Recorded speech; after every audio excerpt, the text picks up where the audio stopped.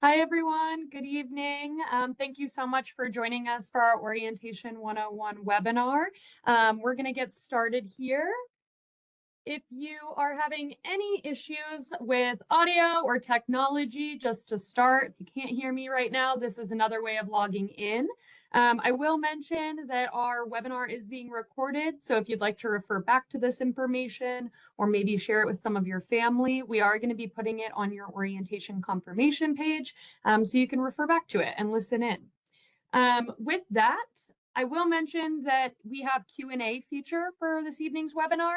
If you would like to chat in questions to our presenters or to our folks that are on the line, you select that apps button that's at the bottom of your screen. You do have to open the Slido app. Essentially from there, it's going to be a Q&A in WebEx, and you can send us any questions too that might come up from there. We are going to answer a lot of questions live at the end of this. So as you chat in questions, please let us know what you're thinking about. And then ultimately we'll answer a lot of those live and chat those through. We do have a bunch of folks that are on the line today that I want to take the time to introduce. My name is Shannon Bengen, and I serve as the Director of Orientation here at Montana State. You've probably gotten a lot of emails from me at this point, but it's a pleasure to welcome our incoming class. I do have my contact information there on the screen, so if you ever need to reach out to me, you can call me or email me. We do also then have a bunch of my team members that are on chat. That includes Ellie, Cade, and Aaron. You might also have emails with them as well. And I do want to highlight that a big portion of our orientation team is also our student orientation leaders. So you'll get the chance to meet Ellie, Aaron, Cade, and our orientation leaders during your in-person session here in just a couple weeks. I do also want to have Sarah introduce herself. We have some representation from our Advising Commons team here tonight, and she's going to help us answer some of those questions too. Hey everyone, I'm Sarah Heller. I'm an academic advisor in the College of Education, Health and Human Development. So if any of you students are coming into kinesiology, education, food and nutrition, that is the college where I'm at. I've been at MSU for quite a while, and we're kind of old pros at orientation at this point. So we can hopefully alleviate some questions and fear tonight. So. Awesome. Thank you, Sarah. A big thanks to our Advising Commons team. We couldn't host any aspect of orientation without the help of our advisors, and Sarah is just one of many. So it takes a village, certainly. A little bit more about tonight's webinar. We are just going to briefly cover some details about the orientation structure, kind of remind everyone how they can find information after this webinar. We are going to talk a little bit about fall scheduling and what that looks like to receive a class schedule, some important pieces that you have to complete in your pre-orientation leading up to the start of school in order to get a class schedule. We're going to review some of the details of your in-person orientation and move-in, some reminders as we head towards August 20th, the first day of class, and then ultimately cover some of the Q&A that you guys will be chatting in throughout this webinar. So just as a general reminder and a general blanket statement for our orientation program, it encompasses all the academic side of the house, but also all of the pieces that are a little bit more extracurricular. So really the goal of orientation is to set students up for success and make sure that they have a successful jump start here at MSU. And that includes everything from making sure that you're knowledgeable about resources on campus, you're meeting staff and faculty, you're connecting with peers, you understand the academic process, and then ultimately you receive that class schedule at the end. When it comes to orientation, I know we've been sending you guys loads of emails and it's a lot to keep track of. There's a couple pieces that are most important if you're looking for orientation details. When you log into My Info, My Information, My Info, that's going to be where you have all of your data and student record housed. When you're in My Information, there's an undergraduate admissions checklist. And within that checklist, there's a bunch of different details about your orientation process, but also your start of school. And so you'll see in this picture here on the page, there's a bunch of different tabs about student services, financial aid, if you work on campus. And ultimately, if you click on the Student Services tab, you can go into your undergraduate admissions checklist. And one of the links under that is going to be your orientation confirmation page. And this page really is the most important piece when it comes to finding info that are frequently asked questions, how to log into your pre-orientation, aspects about move-in. This is really where it's all housed. Your pre-orientation is housed within a Cats Connect platform, essentially. It's a platform we use here on campus for engagement. And so this is a really nice confirmation page for kind of explaining all of the pieces of how to access your pre-orientation. And also it helps prepare you for our in-person session. We're already getting loads of questions from parents about where do I park? How is my students receiving their schedule? What should they bring with them? And all of that info is on their confirmation page. I'll also mention that if you registered for the parent and family orientation, there is also a confirmation page in your student's checklist for that. So you should see 2 confirmation pages, and that kind of confirms for you that you are registered for that parent and family orientation as well. For our fall 2025 orientation program, it's required for all incoming students. So none of the pieces that we're talking about tonight are optional. It's all expected of you and mandatory as part of your start here as a Bobcat. There are 2 components. So the first one is the online pre-orientation, and we're going to touch on that a little bit this evening. And then the second piece is coming to the in-person program, which is August 17th through the 19th. And so please keep in mind that if you completed the pre-orientation, you're still required to come in person. And if you're planning on coming in person and you haven't done the pre-orientation and preparation for that, you have to do that as well. So both aspects are mandatory. Part of your pre-orientation is going to be details that are required for you to receive your class schedule. And so we're going to talk a little bit about the timing of that tonight. You can see on the right-hand side there, we have some dates and timelines outlined for you. So if the pre-orientation was due July 9th, how do I do that if I just signed up for orientation a week ago? Don't worry, we know that some of you are still going to be processing that pre-orientation, but we ask that you complete it as soon as possible at this point so we can make sure you're squared away for the start of school. We are then going to release your course schedule to you, assuming that you've done all of your required steps, and that's going to be the week of August 11th, so this upcoming week. Students that are a part of orientation session 4 are then eligible to move in on the 16th. Orientation kicks off the 17th through the 19th. The first day of classes is the 20th, and bill confirmation is released after you've received a class schedule. All students must take some form of action in confirming their bill by the 15th day of classes to avoid a $40 late fee as well as cancellation of their classes. So as we've mentioned, there is a parent and family program as well, and that's optional for family. It's not expected, but we of course welcome all family members that would like to attend, and that runs concurrently to our student session. So that program will also be the 17th through the 19th. Okay, so we've talked a lot about class scheduling and how that's a part of the orientation process.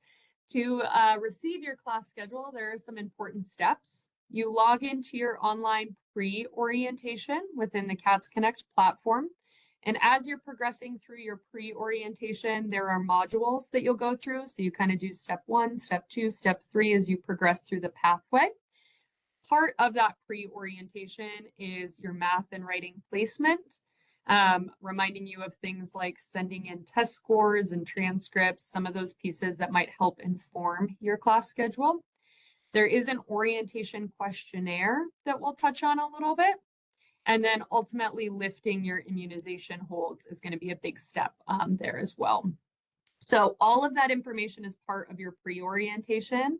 And as you do all of those things, that information is ultimately then provided to your academic advisor. So the second piece of this would be that your professional advisor is then going to look at all of the information that's provided to them and make sure that you're enrolled in a class schedule that's going to set you up for success, that matches your major and degree requirements, that takes into account all of the information you provided on your questionnaire. And so these professional staff members are geared up, ready to make your schedule for you and help you through your first semester of course scheduling. We're then going to release your schedule to you the week of August 11th, so you can keep an eye on your email. And then once you come to the in-person orientation, August 17th through the 19th, You're going to get the chance to meet your advisor in person. You'll understand a little bit more about what classes were selected for you and why. You'll look at all of the details of your curriculum and make sure that you really understand your degree program.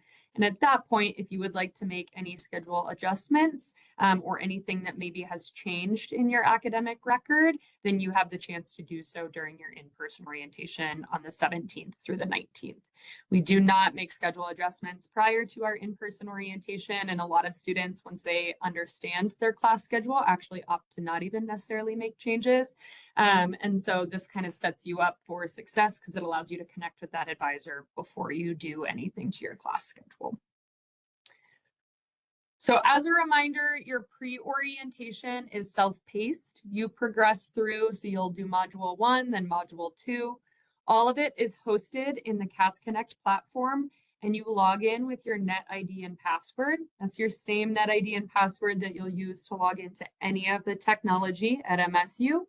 And it includes everything from some of those pieces I mentioned, such as placement and transcripts and test scores, but it also includes a lot of details that are going to help you be successful here at MSU. So it reviews aspects of curriculum and course scheduling.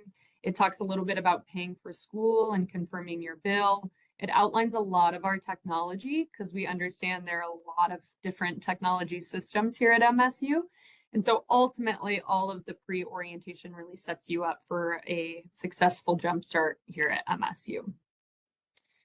A couple pieces that we want to cover. I'll touch on a couple of them, and then I'm going to pass it over to Sarah as well to touch on a couple of the others. The first one is our immunization requirements. And so there are 2 immunization documents that we need from you to start classes here at MSU. One of it is your MMR documentation, and the second is the tuberculosis history form. Both of them are on our Student Health Services webpage, so there's a little bit more information about how to submit this info. If you scan that QR code on the screen, it's going to take you to our Student Health Services page where there's a little bit more info there. And there's a couple different ways that you can submit this information. You can fax all of your info in. You can log into our patient portal and submit it there. You can send it through email to immune@montana.edu.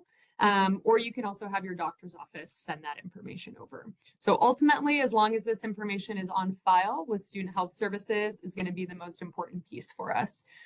A lot of the time, students will have confusion thinking they've lifted their holds, and that's likely because they've done one of 2 of these requirements. And so we really ask that you make sure you've submitted both. If you're double checking if you've submitted that, you can check on your MyInfo checklist because there will be a check mark next to it if it's fulfilled.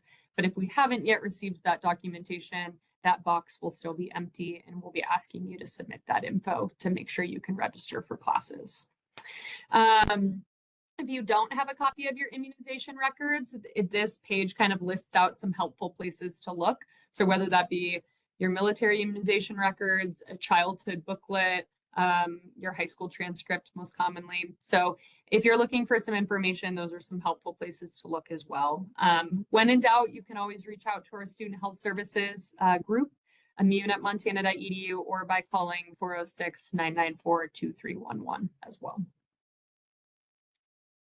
When it comes to transcripts and test scores, to start, I want to highlight that these are transcripts and test scores that are worth college level credit or inform college level coursework. We do not require that your high school transcript is on file or reviewed by the time you start classes here at MSU. We do ask that you have official high school transcripts sent our way, but ultimately the Office of Admissions is receiving a super high volume of transcripts throughout the summer. And so what's most important is we're going to prioritize any transcripts or credit that can impact or affect your classes here at MSU. And then we go back and we process all of those high school transcripts. So you can keep an eye on your MyInfo checklist, make sure they've received your transcript and that you've sent it, but we'll be processing those all the way through the first couple weeks of school. When it comes to test scores or transcripts that have college level credit on them, we do ask that you have official test scores and transcripts sent our way. That might include ACT or SAT scores. We need those sent directly from the testing service and testing agency to our office. If it's on a piece of paper and you provide that to us, that's not an official way of submitting those test scores. So please make sure you have official test scores sent. We also then ask that you have any college level transcripts sent directly from the awarding institution. So we do need those sent from a local community college or through AP or your IB transcript or anything like that. So make sure that you have any of those sent our way as well. There is some more information in your pre-orientation about how credit transfers into MSU, and we'll touch a little bit on that a little bit later too. But ultimately, just know that everything needs to be on file for us to process it, and that this piece can impact your class schedule as well. All right, at this time, I'm going to hand it over to Sarah. She can talk a little bit more about the orientation questionnaire and ultimately how advisors use this information to help inform class scheduling. Yeah, so the questionnaire is really the first piece of information we're going to have from students. So if you are still needing to do it, please go on. This is also my kiddo, Alex, that likes to pop into different things. So if you have not done your questionnaire yet, please do that, because that's going to really help us figure out kind of what subject areas you like, what kind of majors you're interested in, what kind of all the different aspects, transfer credits, if you're planning to work full-time or part-time, like all of that information is covered in there. It's going to help us figure out, kind of based on your major, what other classes we should add to your schedule and when we should potentially keep breaks in there. You can get into it through your pre-orientation. And so again, this is one that we can't really start creating a schedule until you have that questionnaire finished. It'll ask, like I said, about your AP, IB dual credits. If we don't have official transcripts for you yet, this is super helpful for the advisors, because we can look to see how classes have transferred in the past to see how it might come into MSU. So then we can take that information and not put you in those same classes for first semester. One important piece with the questionnaire is you do need to do it in one sitting. You can't save it and come back to it. So do take your time to kind of thoroughly go through and answer the questions as best and as honestly as possible. And then, so once the advisors have the questionnaire, then we're going to look at placement, primarily in math and writing. And everybody's going to need a math and a writing class. Some students may need more of either one, depending on their major. And so we will focus on getting you kind of into a math sequence if you're more in a STEM major that's going to keep building. The classes are going to keep building with math and science. And so we'll, through the orientation, through your orientation leader, through your advising sessions, we will go through a little bit of the curriculum, at least kind of that first semester, like this is what you should take to continue on with a particular major you've chosen. You are able to see your current math and writing placements through your My Info checklist. If you have not taken either of these, primarily your math, please go in and do that. This again will, if we don't have a math placement, it's going to be very hard for us. Like we basically can't recommend a math class for you to take if we don't know where you're going to start. If you have already, if for instance, you brought in your ACT, SAT scores for placement, and you think you could do better because you did ACTs like a year ago before senior year and you took another math class senior year of high school, we do have the Ed Ready initial placement that you can do online. And this will also give us placement, and we'll take whatever the highest level is for what we register you into. And so if you haven't, or if you're waiting on those scores, please just do the initial Ed Ready initial placement, because that's going to give us quick results. We're going to have those in the system pretty much the next day and can register you accordingly. For writing placement, there are several ways you can get placed into writing. So the most common one would be your high school GPA. So this would come from your high school transcript. When you send that to admissions, they'd enter that into the system. Your SAT or ACT scores, if you did those, again, they're not required. If you have dual credit AP, then students get credit if they've taken a class that transfers in as our college writing class, you would have that requirement fulfilled, or potentially math, same thing, that'll be on the next slide. If you, again, are like, I don't know, I don't really feel, comfortable with any of these placements, there is the EdReady writing placement as well. And so you could do that. We kind of get it in a big system that shows up kind of like on the right-hand side. And so based on your level on the scores, on your grades, on your EdReady writing placement determines kind of where you go with writing. It is possible to be exempt from your writing core based on the orange requirements there at the bottom of the page. And so that's something, again, if we don't have all the information, we can be flexible with it. But in general, we want students in a writing or a first year university seminar class your first semester. Math placement looks pretty similar for how you can be placed, except we don't take grades from high school for placement. So this is going to be SAT, ACT scores. It's going to be transfer coursework from dual credit or AP, or it's going to be the EdReady initial math placement that you would do through the pre-orientation. And then when you do your placement, it comes out to this beautiful flow chart. And this is how we determine kind of the level for placement and the sequencing moving forward. So for engineering students, for kinesiology students who are in my college, for business students, you are going to be utilizing the right side of the flow chart, the one with all the different colors on it. And so we want students to be successful in math courses. And so we want students to be like kind of like the Goldilocks thing, right? Like not too easy, not too challenging. We want it just right. So they're learning, then they're continuing on into the next math sequence. And so students will start in any one of these classes first semester, and we'll keep working towards the math requirement for their major, because this is definitely placement for all math classes. This isn't for one particular major. It's a whole grouping of different pathways for different majors. If you're in an arts, humanities, writing, human development and family science route, you're going to be on the left-hand side. And so this gives you your math core requirement, and that's it. Like you don't need to move forward with any more math classes if you're in a more social science, humanities-based major.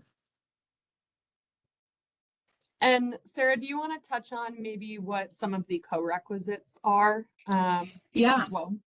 Yeah. So for instance, if you are at, like, let's see, the orangish box, the math 063090, any of the numbers with the 0 number in front of the last two numbers, like if the 0 is the first number, that's going to be a developmental math class, which is geared to kind of build up your support, your strengths in math.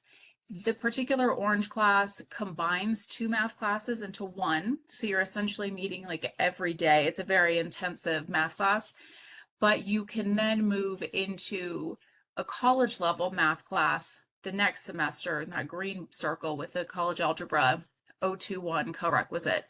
And so again, you're getting the class that you need to move forward with other math classes, but you're getting extra support with teachers who, like, that's their area of expertise, is helping students who are maybe a little unsure of math, a little, it wasn't their most favorite topic in high school, and there's a lot of fear and like, I can't do this.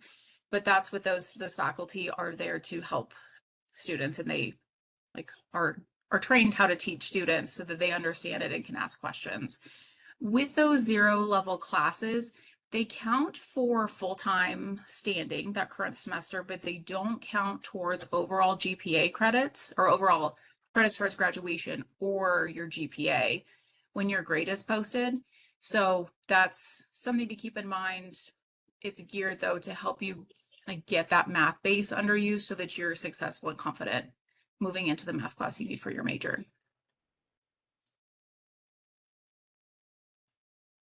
So what math is required for your major?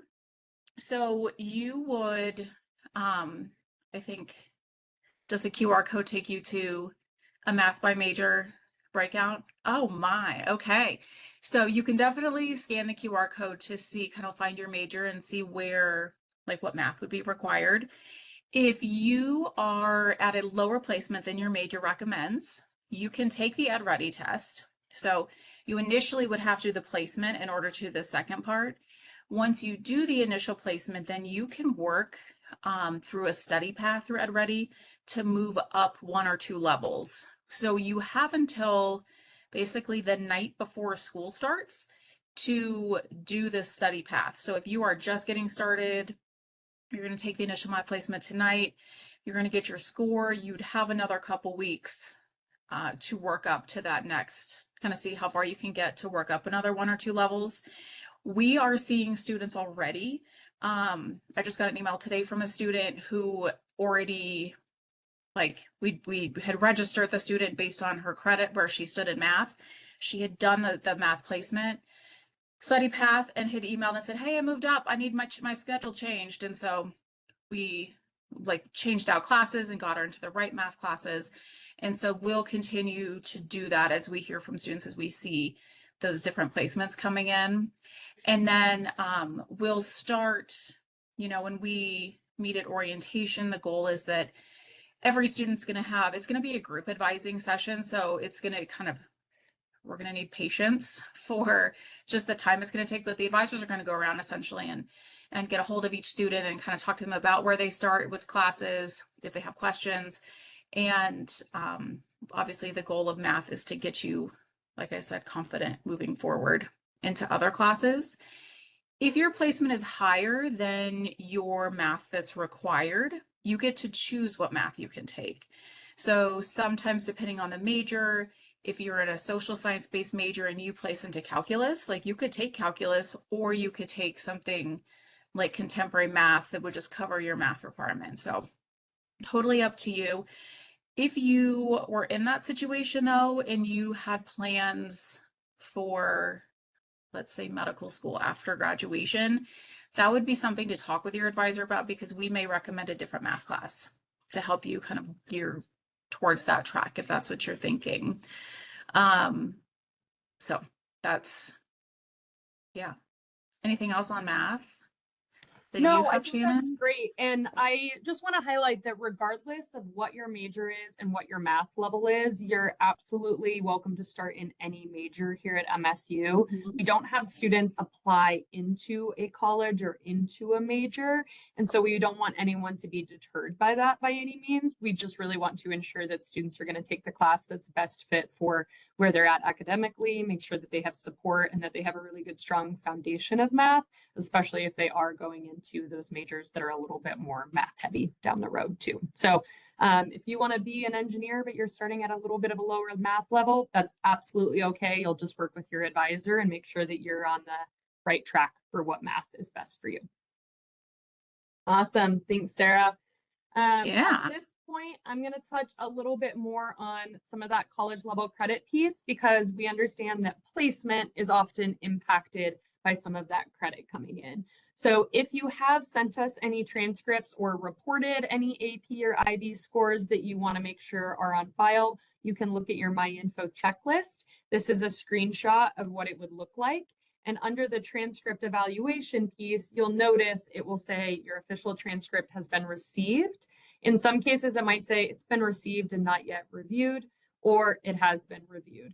If it's been received and not yet reviewed, don't worry, we're prioritizing those. We're getting them in as quickly as we can, and we can still make sure that your advisor has access to those when you're registering for courses. But ultimately, we've just received thousands of transcripts in the last few days, so we're still getting all that info in the system.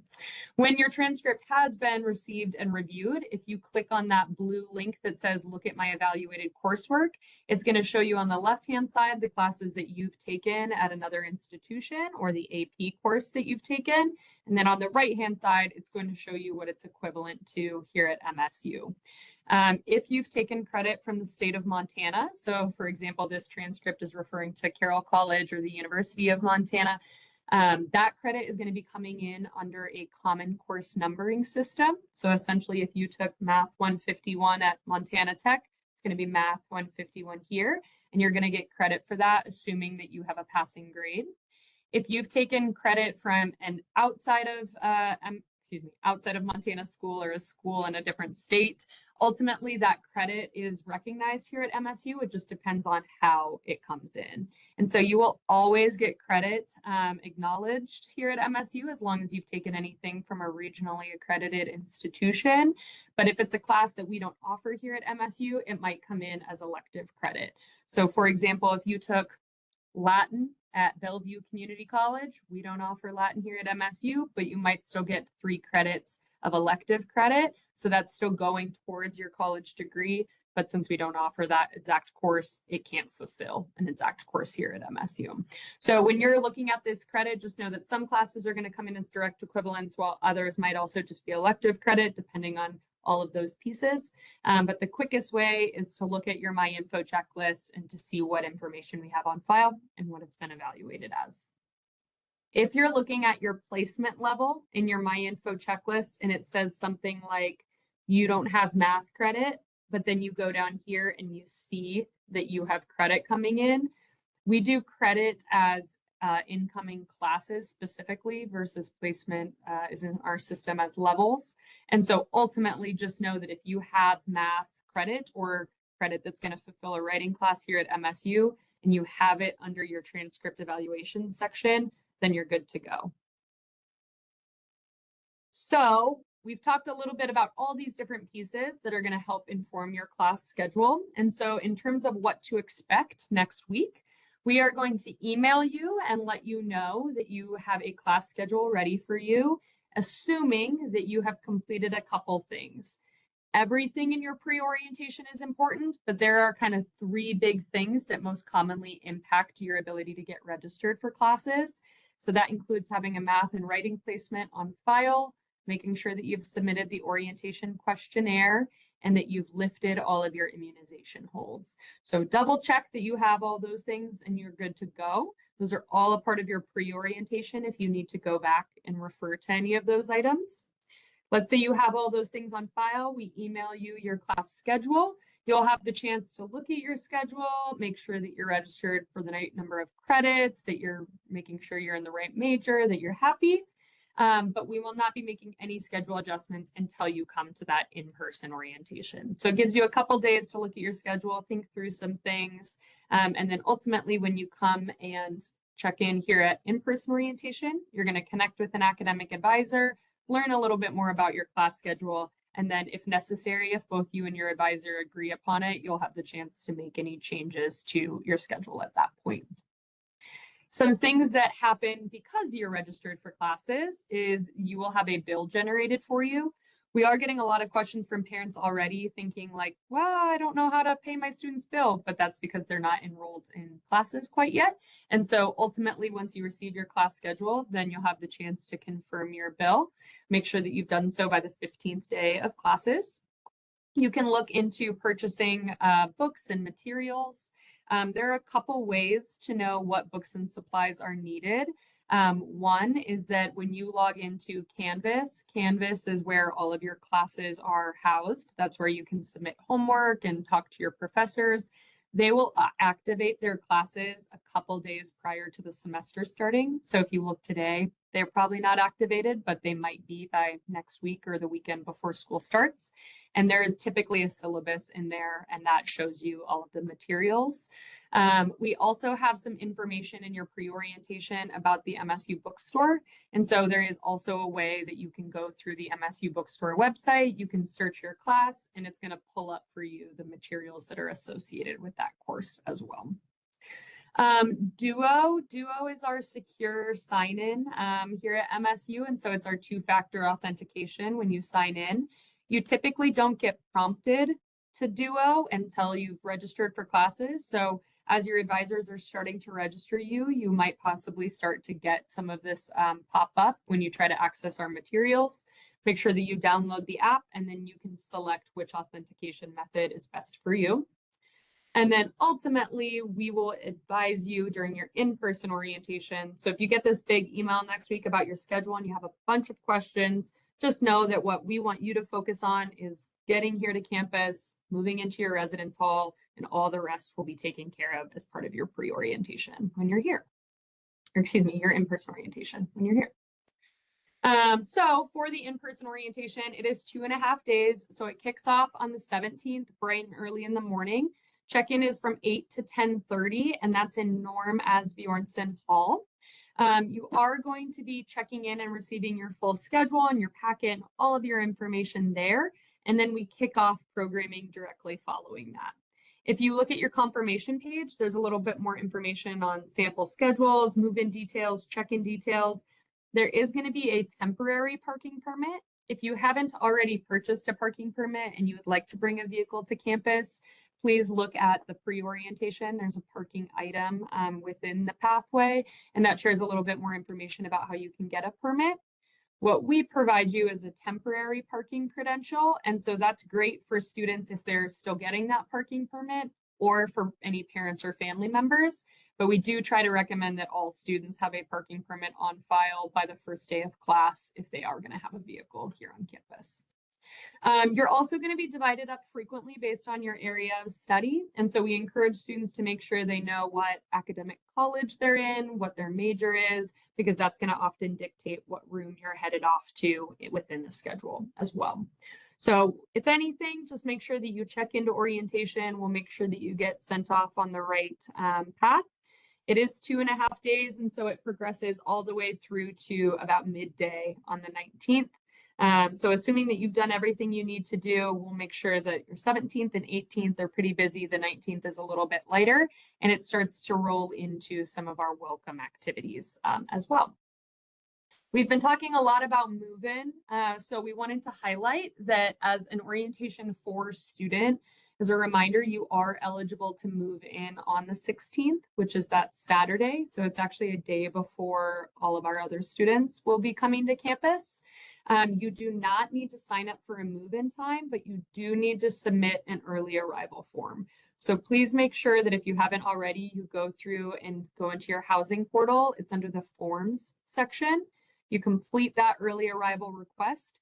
That's sent off to housing, and as long as it says in there that you're an Orientation 4 student, you get it approved. There's no additional cost to you because that's covered by our team by coming to orientation early, and then you're set up to start orientation the next day.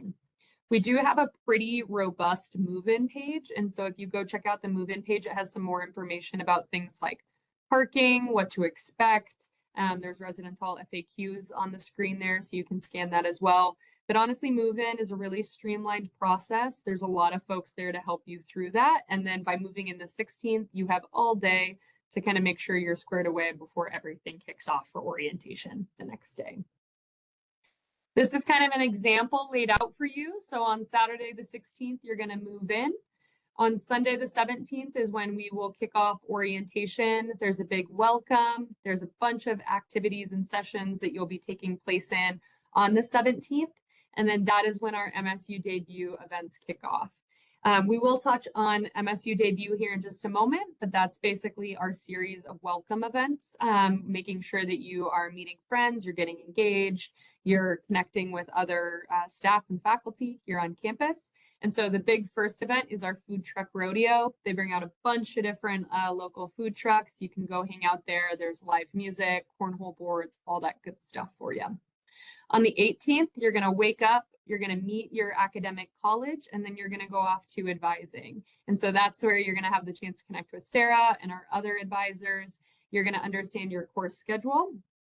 And then on the afternoon of Monday, as well as Tuesday, students are going to have the chance to either register for classes if they haven't already, and or make sure that they can make any adjustments to their schedule if necessary. On Tuesday is also when we have our big M photo. So if anyone's seen the photos of everyone in a yellow t-shirt, that's going to kick off some of those debut events on Tuesday afternoon. Everyone goes to the M photo, they transition over to convocation, and then we also have our first meal that afternoon as well.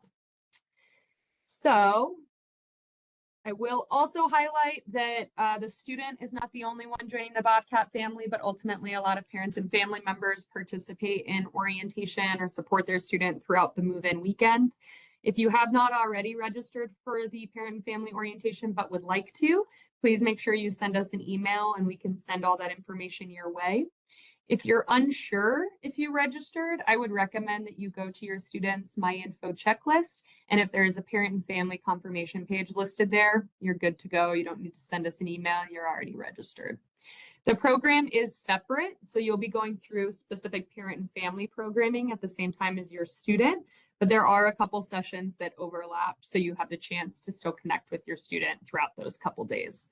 Unfortunately, we can't provide lodging or meals during our final orientation session because all of our students are going to be moving back to campus. So family members are responsible there. But on the confirmation page, we do have some recommended ideas for lodging and local discounts, all good things to take advantage of. The schedule for parent and family orientation includes everything from information sessions, connecting with other parents. There is going to be a social that's on Monday night. And an example of our previous year's parent and family orientation is also on the confirmation page. So if you want to check out the schedule from last year, that's a great opportunity. Alrighty, so if you haven't already chatted in some questions, please make sure you're doing so because we're kind of getting to the end of our info here. This is a really nice outline for some of our important dates and deadlines. We encourage you to complete the pre-orientation ASAP if you haven't already. You're going to move in on August 16th. Our orientation session is the 17th through the 19th. As I mentioned, if you haven't already purchased a parking permit, you can do so. You'll just log into our parking services portal, and then you can purchase whatever permit is best for you. MSU debut is going to kick off over the weekend. Our first day of classes is August 20th, and then bill confirmation is going to be the 15th day of class. Very lastly, I want to highlight, we've talked a lot about MSU debut. MSU debut is kind of the first few weeks of school, and it's honestly an opportunity for you to continue that engagement past orientation into the first few weeks. So I've highlighted a couple of them, such as our M photo.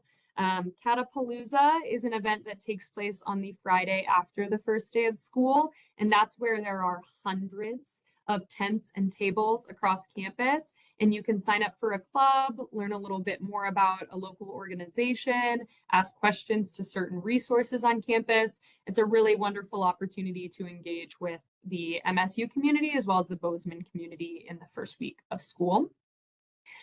Convocation is going to be on that Tuesday night as well. This year we have Michael Punk. He's an author of The Revenant and Fire and Brimstone. And so that's going to be a really great opportunity to kind of get together the freshman class. And ultimately, it's really symbolic of your time here at MSU because Convocation brings all of our students together when they kick off their school year. And then at the very end of your 4 years, you'll be back in those same seats for graduation. And so it's kind of a nice little bookend to your experience here at MSU.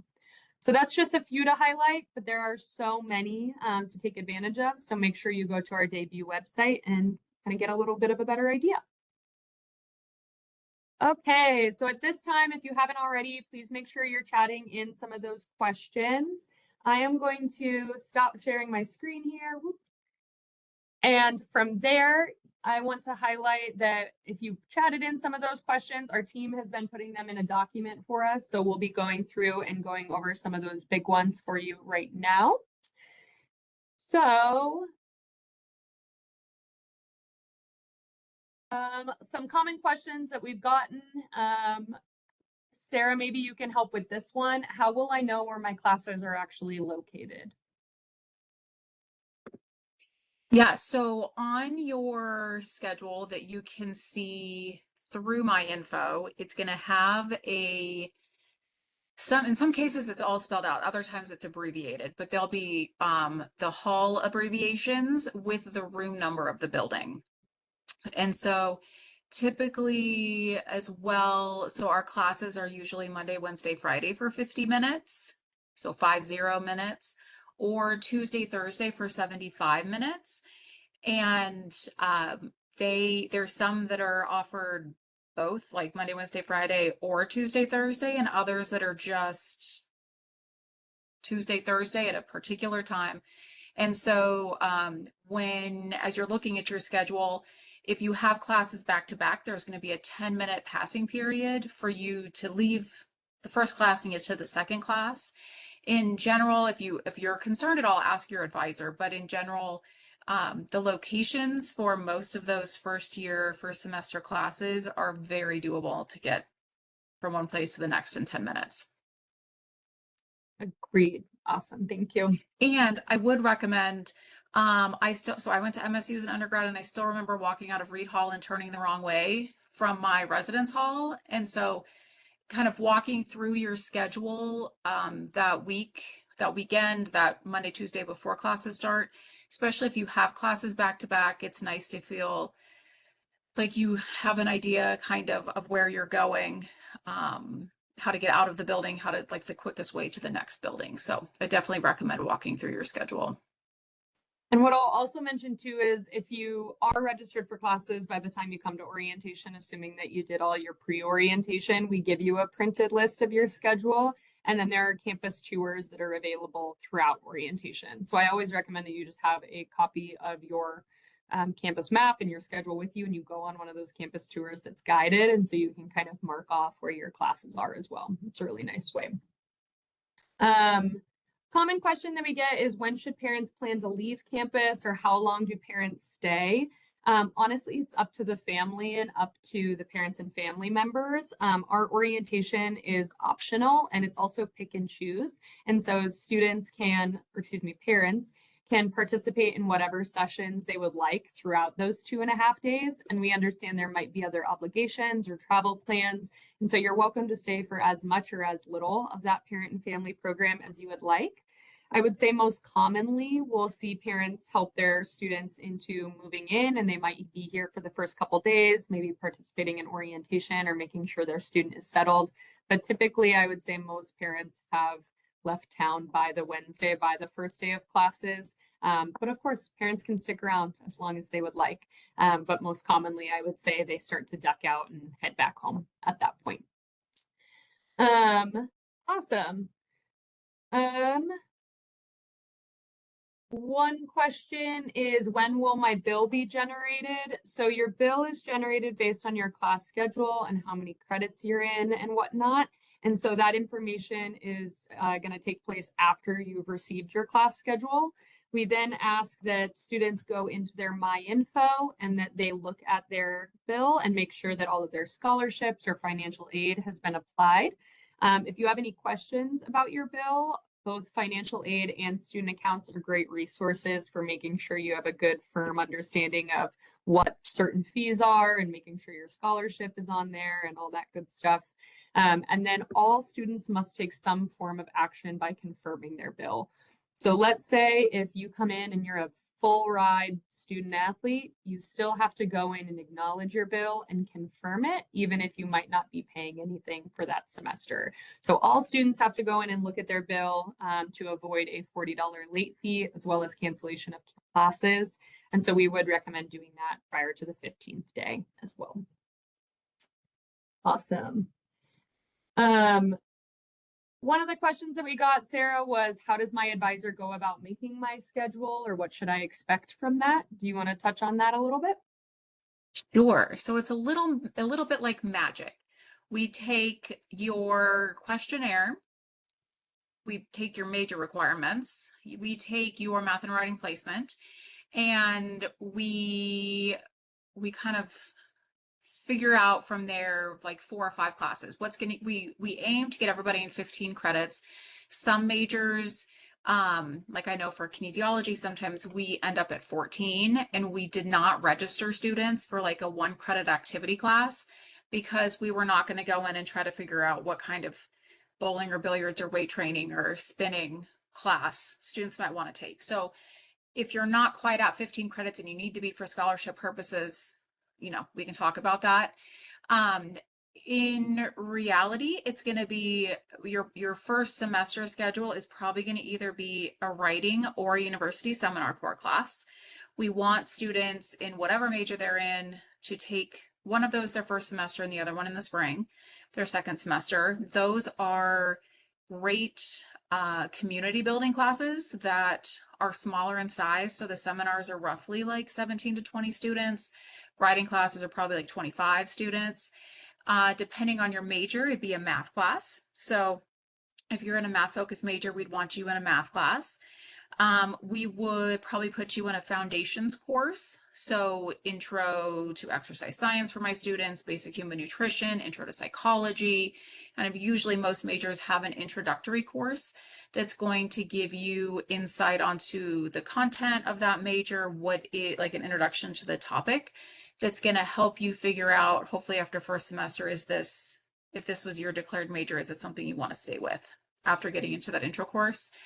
Usually there may be another class that's required for your major that we put in there, or we look at some more core classes for you. So nothing gets very specific towards your major yet. It's still a lot of kind of giving you exploratory time to figure out majors, but also completing some general ed core requirements as well. Thank you. One question that we got is when students will be getting their CAT card, which is their student ID. Students that are living on campus can expect to receive their CAT card when they check into their residence hall for move-in. If students are not living on campus, then they can go and get their CAT card at the CAT card office anytime during their normal hours. For the start of school, I believe it's 8 to 5 or 8 to 6 for the first couple days. And that CAT card is essentially kind of your student ID for all things on campus. So it gets you in and out of your halls. It gets you into football games. You can use it to swipe into the gym. And so making sure that you have that ID in the first week is important. Another question that we got is if I'm local and I'm not staying on campus or I'm not living on campus this fall, how do I go about checking in for orientation? You don't have to come to move in, obviously, because you're not moving onto the MSU campus, but we would ask that you come to the student check-in, which is going to be in Norm S. Bjornson Hall, and that's from 8 to 10:30 on that Sunday. The parent and family check-in is actually right across the street. It's in the Strand Union building during that same time frame. So students and parents do have to check in for their programs separately, but we put them in very close buildings, and so you can break up, go get your class schedule and go get your information for the parent program, come back together, and then you have a little bit of time to connect and come up with a game plan before all of our programs kick off. Awesome. And one question that we got is what happens if I know that I need to make changes to my schedule? Sarah can probably speak to this a little bit too, but a big part of orientation is connecting with your academic advisor face to face. And so during those meetings, you'll have the chance to express a little bit more about certain classes, learn a little bit more about why certain classes are on your schedule. And so much of your class schedule is really informed by the orientation questionnaire. And so when you completed it, you selected a lot of interests, and that's where our advisors are kind of experts. And so they know if you selected that you're interested in law and politics and environmental issues, that there might be a really cool sustainability class for you to take. And so even though you might not be as familiar with that class, they really know based on your interests that that's a good course for you. And so Sarah can probably speak to that as well, but ultimately they'll walk you through a little bit more of those pieces. And then if you both decide that you want to make changes, there's designated time and place for you to do that during orientation. Do you have anything you want to add? Yeah, I would say too, I mean, usually when we talk with students, it's like they want to change a class. It's not, unless they're totally switching majors, it doesn't get like too like in the weeds with changing things. We also have to go with what's available. And so some classes are pretty tight already. And so if you sometimes we'll tell you like, if you don't want to change that class because you're not going to get back into it kind of thing. Or this class is only at this time, you need it, like here's the sequencing for your major. And so you really need to stay in it. It's 16 weeks. You would change your schedule around for spring semester. And so we'll be honest with you too, of like, well, that class might need to wait till spring semester, just given kind of what's available, what works with your schedule, the classes that you like really should stay in that are major specific. So we try to manage expectations. With that said, you do have the first 5 days of class to switch classes around. And so even if you start yours, if you're like, yep, everything looks great, and you start your classes and you go through the first class and you're like, okay, yeah, I don't think I want to do, like, I don't think I want this class. There's always movement, generally that first week of classes, because other students are moving in and out of classes. And so you would just come back to your advisor's office, and we all have drop-in times those first 5 days. And so you would just walk into wherever your advisor's office is and talk with them about like what changes can be made to your schedule. Awesome. Thank you. With that, we are going to close down our webinar this evening, just because we're getting close to time here. Thank you all so much for participating and for asking us good questions. Hopefully you found this informative and there were some good reminders as we head into the first day of class. My big things as we sign off is that if you have not already completed your pre-orientation, please make sure you do so ASAP. The big things to keep an eye on are your math and writing placement, immunization holds, and your orientation questionnaire.